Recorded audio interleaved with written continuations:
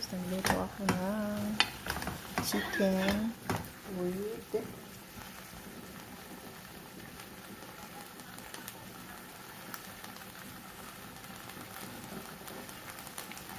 with tomato. Ayan. Ayan guys, halo-halo.